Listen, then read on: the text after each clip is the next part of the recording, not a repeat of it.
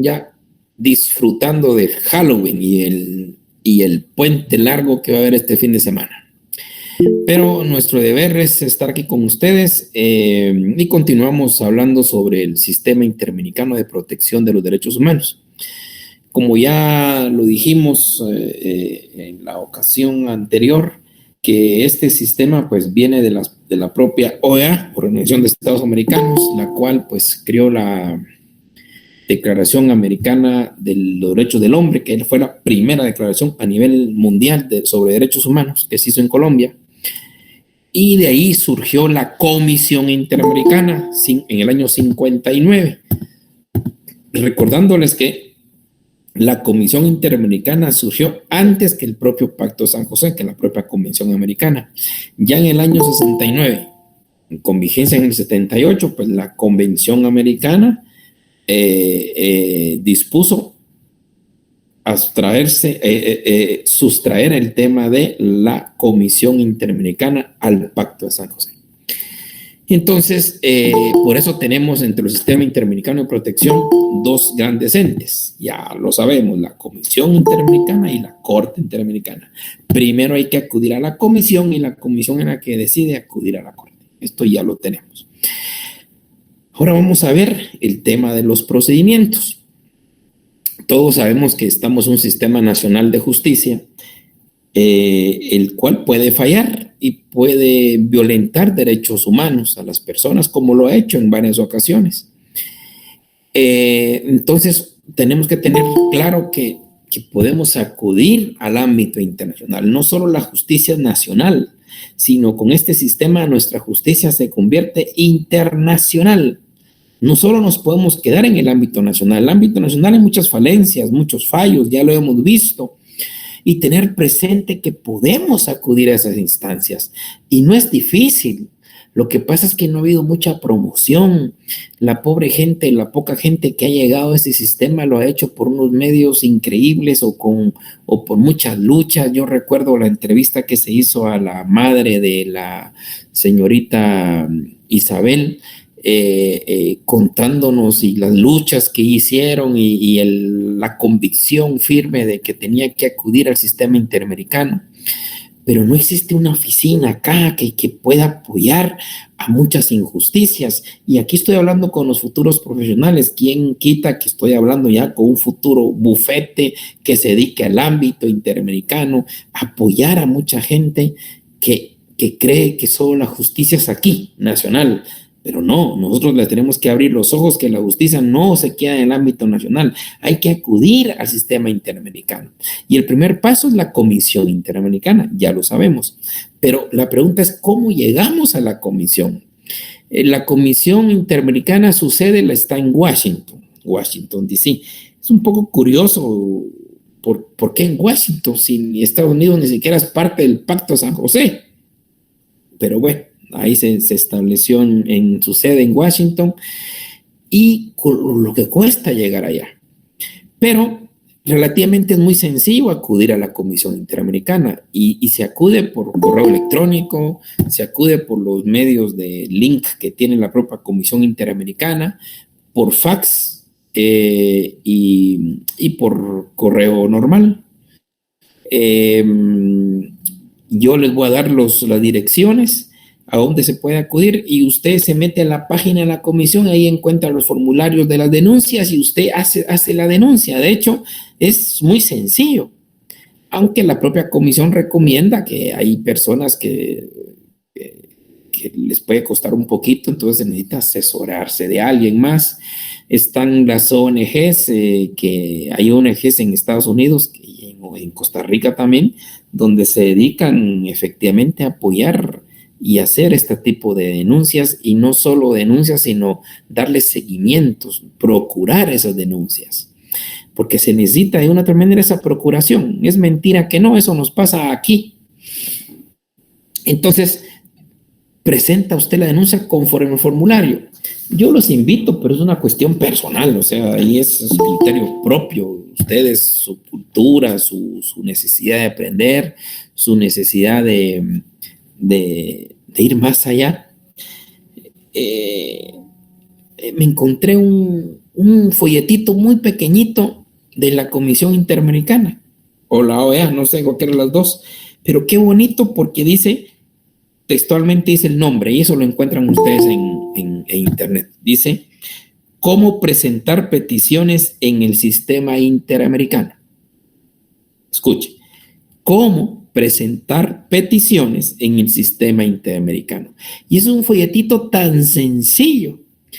Y lo más bonito y que me gustó es que muchas cosas ahí, ustedes ya lo saben por las sesiones que hemos tenido, ahí narra esto, lo que hemos hablado, narra hasta los derechos del Pacto de San José, pero bonito porque aquí nos aparecen las direcciones a donde usted tiene que enviar la petición o la denuncia ante la comisión.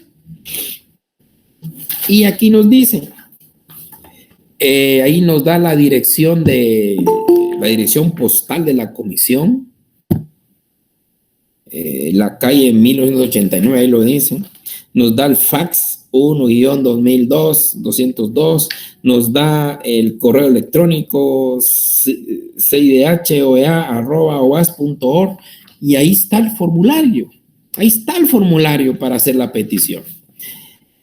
También dentro de la OEA pueden encontrar otro tipo de formulario un poco más completo, pero ahí están los formularios para enviar la denuncia ante la Comisión Interamericana. Y lo puede hacer por correo electrónico, lo puede hacer por el mismo link que tiene la Comisión Interamericana. ¿Qué datos son indispensables? Pues el mismo formulario nos dice datos de las presuntas víctimas, pues ahí están los datos, su nombre, su dirección, su teléfono, su correo electrónico, todo lo que ya sabemos. El de sus familiares, también colocar de sus familiares.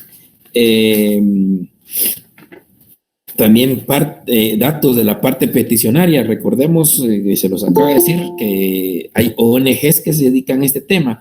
En Guatemala se ha presentado varias denuncias ante la comisión con el apoyo de la PDH, con el Instituto de Ciencias Penales, recuerdo yo, con la Defensa Pública y otra organización por ahí que se han dedicado a esto, a casos concretos, pues les interesa un caso y quieren apoyar a la víctima y acuden al sistema a través de los formularios que aparecen en internet.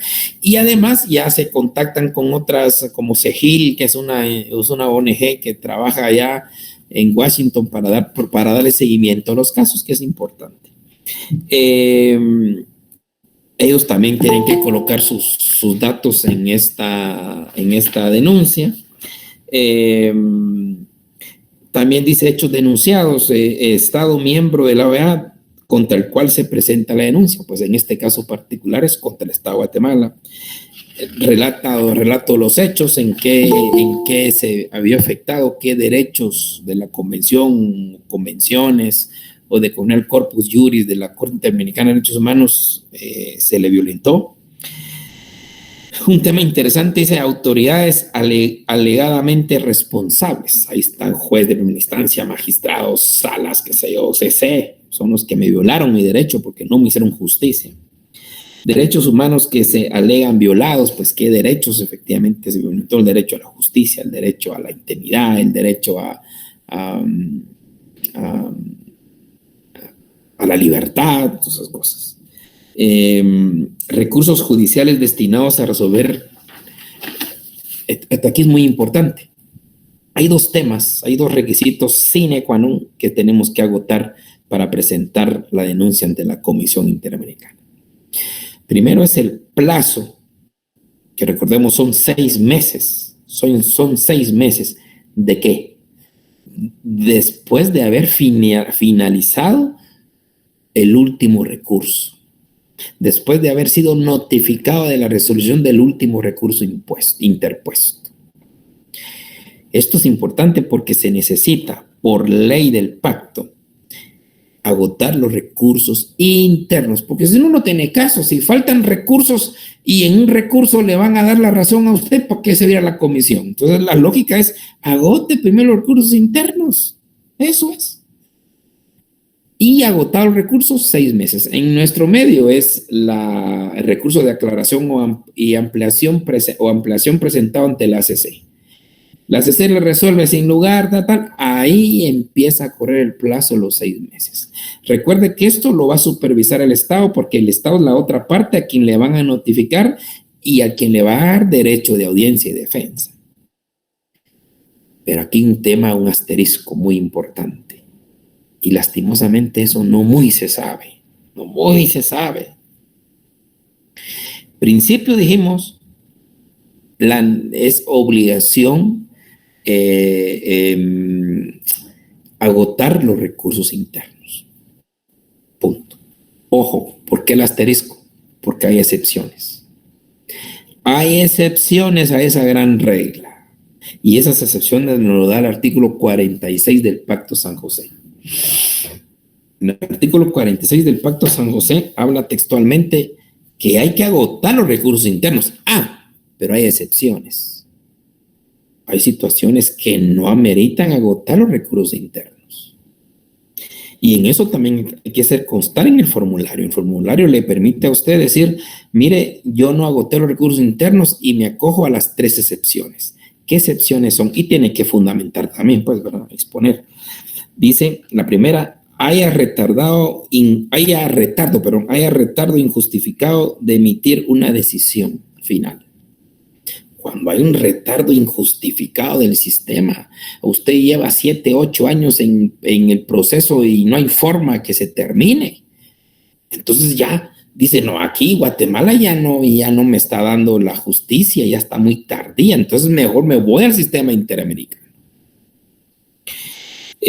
Segunda excepción es, las leyes internas no aseguran el debido proceso legal para la protección de los derechos que se alegan violados. Es un tema más subjetivo, pero se puede dar con cooptación del sistema de justicia, por ejemplo. Está cooptado, va a ser difícil, imposible. Entonces, acudo al sistema interamericano. Y una tercera, no se ha permitido el acceso a recursos internos. Plantea un recurso y se lo rechazan por cualquier cosa. Entonces, o lo que pasó acá en Guatemala con los casos de pena de muerte, como se derogó el indulto y como el indulto de con el artículo 4 del Pacto San José, ustedes recordarán esa obligación resolver, pero ya no había indulto en Guatemala, también entra esa excepción tercera del agotamiento de recursos internos. Artículo 46 del Pacto San José. Entonces, si usted no agotó recursos internos, pero se acoge a alguna de esas excepciones, tiene que expresarle esto a la Comisión Interamericana. También tiene que presentar las pruebas que tenga, los testigos, documentos, y la misma comisión le dice que no debe de presentar documentos originales, sino solo copias legalizadas. Algo muy importante que también pide la comisión es a ver si usted ya presentó esa misma denuncia ante otro órgano internacional, a un comité, al Consejo o Comisión de Derechos Humanos. Si usted ya lo presentó, esta denuncia prácticamente ya no la van a admitir. Y también en esta misma denuncia hay otro formulario que usted puede pedir medidas cautelares. Las medidas cautelares por la gravedad de la situación, la urgencia de la misma y por un daño irreparable, usted puede solicitar medidas cautelares en la propia denuncia ante la comisión. En Guatemala tenemos varias experiencias de estas medidas cautelares. Hay muchos jueces, fiscales y algunos otros funcionarios que han solicitado con la denuncia medidas cautelares a la Comisión Interamericana o solo medidas cautelares, porque peligra su vida. Entonces la Comisión Interamericana le notifica al Estado que le debe de otorgar que le otorgaron medidas cautelares a tal persona y el Estado está obligado a darle protección y seguridad personal, por ejemplo, que es lo que ha habido en muchos jueces. Yo recuerdo de una juez que le pusieron una granada en su casa, o le tiraron una granada en su casa desde hace 20 años, gozan medidas cautelares en una protección. El Estado los debe de proteger. Entonces, esa solicitud se hace y se manda. Entonces viene la comisión y la Comisión Interamericana. Hay dos procesos que hace. Un proceso de admisibilidad y un proceso de fondo. Cuando presenta usted la denuncia, viene la Secretaría de la Comisión y dentro de la Secretaría se forma un grupo de expertos, los que analizan la admisibilidad o inadmisibilidad de su petición. Ese grupo de expertos es el que va a analizar si llenan los requisitos formales, si hubo cumplimiento del plazo de los 6 meses, si hubo agotamiento de los recursos, del último de los recursos, o se acoge a las excepciones, si el Estado es parte de la Convención Americana. Entonces, esos requisitos formales son los que analizan el grupo de expertos. Y ya el grupo de expertos, al determinar que sí es admisible, entonces, pero previo a la admisibilidad, previo a declarar la admisibilidad, le da al Estado un plazo de 3 meses para que se pronuncie en cuanto a la denuncia.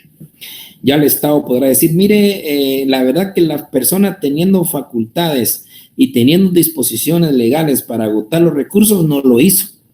En determinado artículo de la ley se establece que el artículo último es tal y él no lo agotó. Entonces se puede declarar inadmisible la denuncia.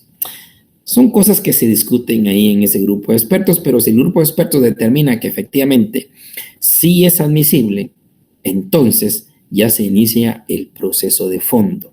Y el proceso de fondo, pues lógico, le dan audiencia a peticionario, le dan audiencia al Estado, para que se pronuncie en cuanto a los hechos denunciados. La misma comisión puede acudir al Estado mismo a hacer investigaciones locales. Pero ahí viene a funcionar lo más importante de la comisión, que la comisión está para tratar de llegar a un arreglo amistoso. Esa es la clave de la comisión. Lograr un arreglo amistoso entre el peticionario, entre la presunta víctima, con el Estado. Le plantea al Estado y a la presunta víctima si están de acuerdo a un arreglo amistoso. Si ambos están de acuerdo, pues ahí termina el caso. El Estado acepta sus errores, sus violaciones, y también acepta la manera de corregirlos, y ahí termina. Ahora que estamos en la vía política, recuerdo yo que hace poco salió algo similar a lo que estoy hablando, de un arreglo amistoso entre el Estado y una persona. Termino. Pero si no hay arreglo amistoso, si el Estado no acepta o la presunta víctima no acepta, entonces ya se pasa al examen, al estudio de todas las pruebas que se tengan. Pruebas a favor, en contrario, todas las pruebas. Se analizan y se llega a una deliberación y conclusión. Y con eso termina el caso en la comisión. La comisión determina que efectivamente hay una violación a los derechos humanos. Entonces le notifica a las partes y le notifica a la presunta víctima que tiene un mes para que se pronuncie en cuanto a acudir a la Corte Interamericana de Derechos Humanos. Obviamente dice que sí, y entonces ya tiene la comisión 3 meses para presentar el caso ante la Corte Interamericana. Cuando decide presentarle ante la Corte Interamericana, de una vez nombra a sus delegados que van a estar representando a la comisión ante la Corte Interamericana. Y los delegados, ojo, también pueden solicitar medidas provisionales ante la Corte Interamericana. Recuerden, medidas cautelares las da la comisión y medidas provisionales las puede dar la Corte Interamericana. Algo importante, la comisión tiene su estatuto y su reglamento. Y eso ustedes lo buscan también por internet. Si ustedes son fantásticos en esto, encuentran el estatuto de la Comisión Interamericana, encuentran el reglamento de la Comisión Interamericana, lo que señala exactamente es el procedimiento que acabamos de ver. la comisión decide presentar a la Corte. Entonces viene la Corte, ya con la demanda presentada por la comisión, también hay dos procedimientos, hay un procedimiento escrito y un procedimiento oral. En el procedimiento escrito, pues se le dan los 30 días al Estado para que asigne agentes que van a representar al Estado dentro de la Corte Interamericana. 2 meses a las víctimas para que establezcan los argumentos juntamente con la comisión, las pruebas que tengan, las pretensiones que requieran, y también se le dan 2 meses para ver la petición del Estado. Y ahí es donde el Estado plantea excepciones. Ustedes en algunas sentencias que yo me recuerdo que leyeron y expusieron, hablaron de el Estado planteó las excepciones de tal y tal y tal. Esa es la fase. En esa fase de escritura donde el Estado plantea excepciones. Yo recuerdo que planteaban excepciones de falta de competencia de la Corte en la época donde cometieron los hechos. Ese tipo de excepciones que pueden plantear, las plantea y la Corte al final pues tiene que resolver las excepciones. Si declara con lugar las excepciones, ahí termina el caso. Pero si declara sin lugar las excepciones, continúa al procedimiento oral. Y el procedimiento oral, pues una serie de audiencias públicas que se da en la Corte con los delegados de la Comisión, del Estado y las víctimas, con los testigos y pruebas que se tengan, y al final de cuentas la Corte emite la sentencia que ustedes ya muy finamente leyeron y releyeron y estudiaron. Recuerdo, y ahí están los reglamentos de la Corte Interamericana, la estructura de una sentencia. Y yo recuerdo que cuando ustedes hablaban de las sentencias, inconscientemente ustedes estaban leyendo la exigencia del contenido de las sentencias que aparecen en los reglamentos de la Corte. Y decía así, o dice así, ¿qué es lo que tiene que contener las sentencias de la Corte? Nombre de quien preside la Corte y de los demás jueces, ustedes lo decían perfectamente. La identificación de los intervinientes, la determinación de los hechos, es lo que ustedes hicieron en resumen. Las conclusiones de la Comisión de las Víctimas del Estado, los fundamentos de derecho, la decisión sobre el caso, el pronunciamiento sobre las reparaciones y costas, el resultado de la votación. Recuerdo que algunos de ustedes que tuvieron votos razonados, ahí lo exponían. O sea, ese reglamento nos narra cómo estaba estructurada la sentencia que ustedes muy finamente nos expusieron. Entonces, también la Corte tiene sus estatutos y su reglamento, donde narra exactamente esto que acabamos de ver de todo el procedimiento o todo el proceso que se tiene ante la Corte Interamericana de Derechos Humanos. Y al emitir sentencia, pues muchos de ustedes me recuerdo que no se conformaron con solo la sentencia, sino que fueron más allá y empezaron a buscar el cumplimiento cabal de las sentencias y nos dimos cuenta que la inmensa mayoría de sentencias, no solo contra Guatemala, sino contra otros estados, no se han cumplido a cabalidad. Y el sistema interamericano pues ya no tiene más dientes porque tampoco va a declarar al Estado fuera del sistema.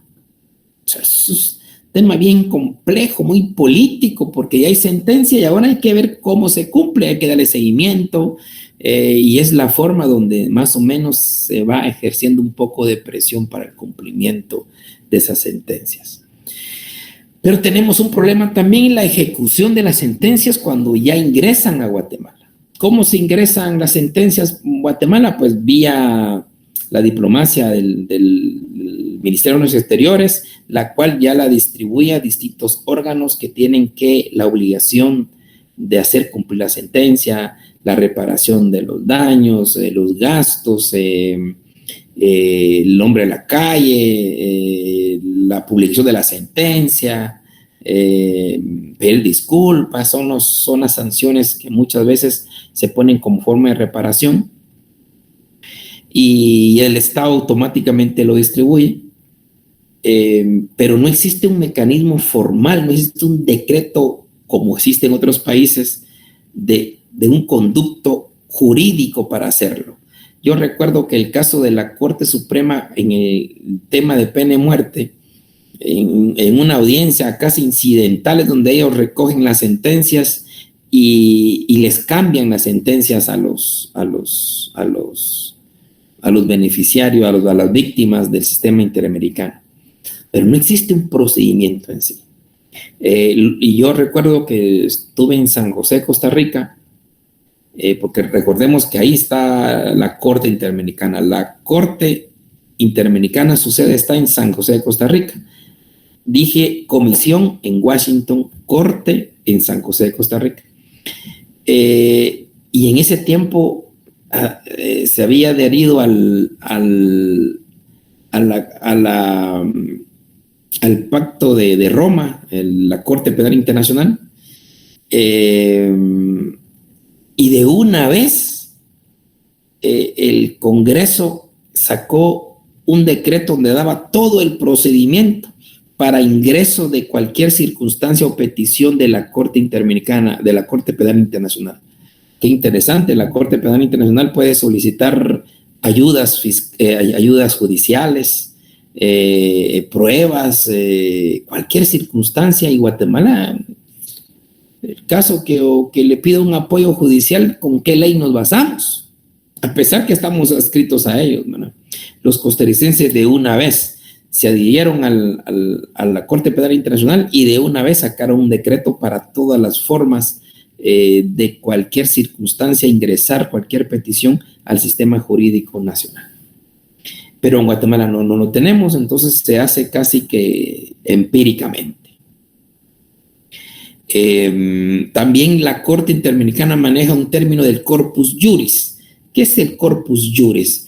El cuerpo de derecho, el cuerpo de todas las normativas jurídicas aplicables por parte de la Corte, y en este sentido entra todas las convenciones, todos los tratados regionales y mundiales sobre derechos humanos. O sea, todo. El corpus juris de la Corte Interamericana de Derechos Humanos es tan amplio porque se puede violentar cualquier tratado internacional en materia de derechos humanos, y lo reconoce también prácticamente la Corte Interamericana de Derechos Humanos.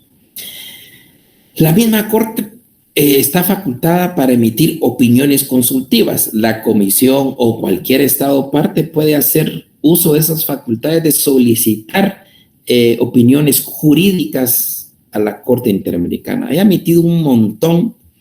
Yo me enteré de hace poco que emitió una muy interesante sobre los privados de libertad, especialmente ancianos. Interesante, pero tampoco está descubriendo el agua azucarada, porque todos, la inmensa mayoría de estados democráticos tienen contemplado que un anciano que padece de enfermedad, o las personas que tienen una enfermedad terminal, no deben de estar guardando prisión, deben de estar bajo un arresto domiciliario estricto, pero no en prisión. Es que el anciano enfermo ya no piensa en otra cosa, y el enfermo terminal no digamos. Entonces, ¿para qué estar en prisión?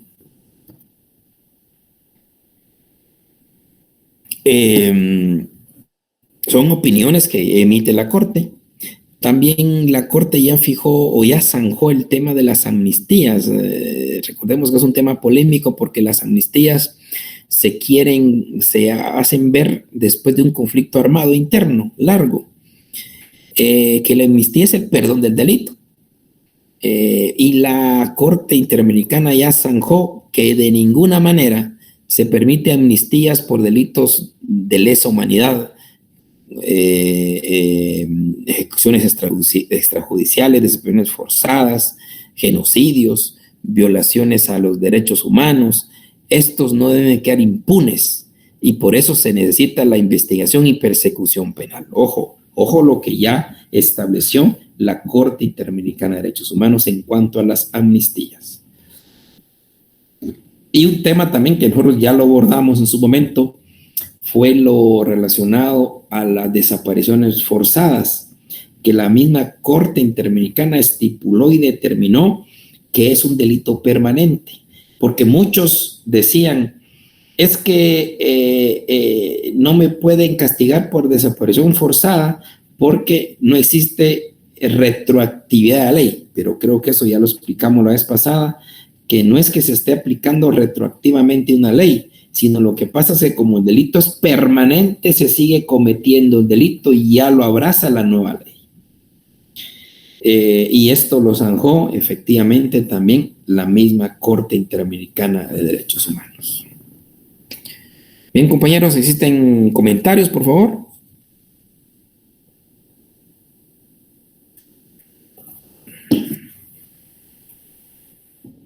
Bueno, yo sé que ya están en puro Halloween, pero con esto terminamos. Yo sé que ya el examen final es el 7 de noviembre y la última sesión la tenemos el 4 de noviembre porque el lunes no hay clases, ¿verdad? Ustedes ya saben.